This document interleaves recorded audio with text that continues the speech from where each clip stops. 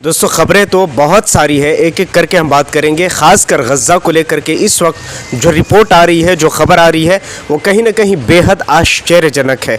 उसी के साथ इजराइल की बात करेंगे, इजराइल की मुश्किलें भी बढ़ रही हैं। उसी के साथ हम बात करेंगे बुर्किना फासो के बारे में, ये एक देश जो कि अफ्रीकन देश है, उसके बारे में हम बात करेंगे। उसी के साथ रशिया और यूक्रेन के बारे में बात करेंगे। साथ हम ये भी बात करेंगे ईरान ने जितने अफ़गान को निकाला और पाकिस्तान ने जितने अफ़गान को निकाला, उन दोनों के बीच में जो अफ़गानिस्तान की प्रतिक्रियाएं आई है उनको भी ज़रूर आपको सुनना चाहिए। लेकिन मैं आपको बता दूं कि इजराइल की पतलून कहीं ना कहीं अब गीली होने जा रही है। इस बात को लेकर नहीं, या फिर इस बात को लेकर भी नहीं कि जो अरब देशों ने कहा है। अरब देश तो कुछ कह नहीं सकते क्योंकि उनको पता है कि उनका बहुत बड़ा ट्रेड डील इजराइल के साथ है, तो इजराइल को वो ऐसे छोड़ नहीं सकता है। लेकिन आप हैरान होंगे, आज तक गज़ा में जो कुछ हो रहा है उस पर अरब देशों ने कोई ख़ास एक्शन नहीं लिया है।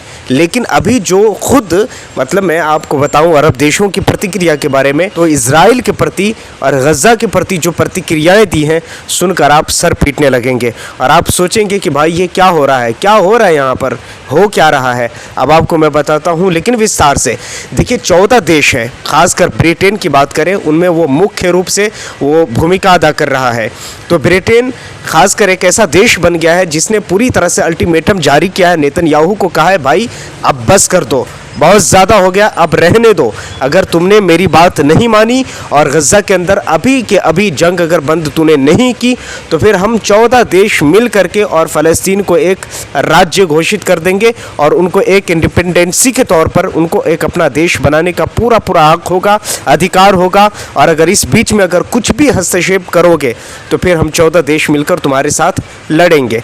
देखिए ये बात कितनी हवाई की है, ये बात कितनी सच है, ये बात कितनी झूठ है, ये तो खैर आने वाला वक्त बताएगा। लेकिन बयान ऐसे ही दिया जा रहा है और मैं किसी अरे गैरे नत्थे खैरे की रिपोर्ट नहीं बता रहा हूँ, बल्कि 100% वेरीफाइड रिपोर्ट मैं आपको बता रहा हूँ।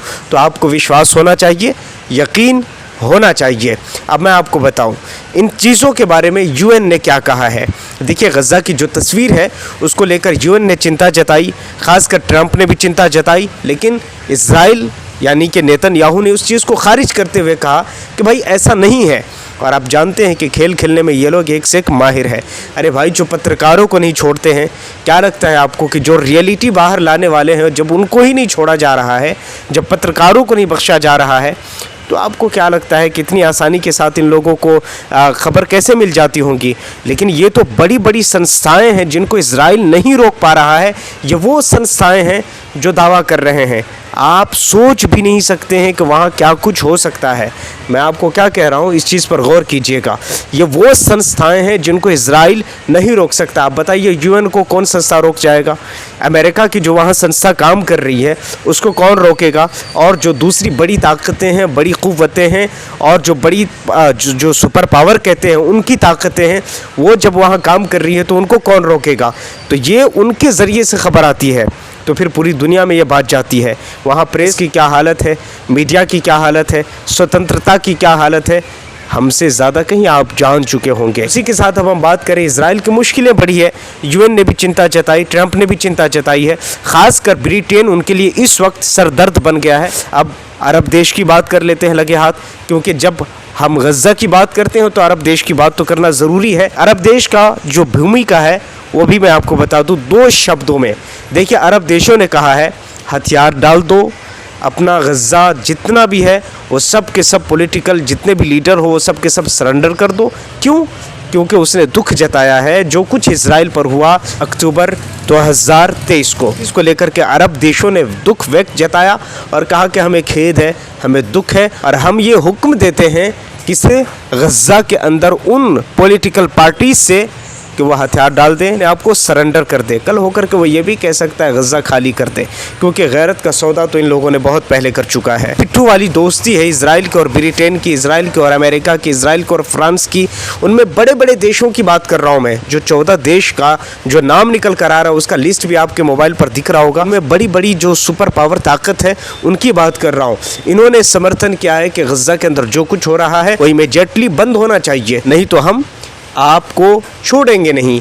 अब देखना यह है कि इस चीज़ को लेकर कहां तक क्या होता है। वहीं अगर बुर्किना फासो की बात करें तो उनमें जो गृह युद्ध चल रहा है उस युद्ध में एक आर्मी कैंप के ऊपर हमला हुआ, जिनके नतीजे में कई सारे सैनिक लोग अभी तक के मारे जा चुके हैं। वहाँ की गृहयुद्ध अभी तक जारी है। आगे देखिए क्या रिपोर्ट निकल कर आती है। वही रशिया और यूक्रेन की बात करें तो यूक्रेन के ऊपर में रशिया ने एक ऐसा जोरदार, मैं समझता हूँ, प्रहार किया है जिसकी वजह से कई सौ लोगों की मारे जाने की पुष्टि की जा रही है ऑस्ट्रिया मीडिया के द्वारा। पहली बार ईरान से निकाले जाने के बाद, पाकिस्तान से निकाले जाने के बाद उन अफ़गानियों के लिए अफ़गानिस्तान की हुकूमत ने कहा कि धर्म की इज़्ज़त करो, मज़हब की इज़्ज़त करो। ये क्या कर रहे हो? Thank you for watching.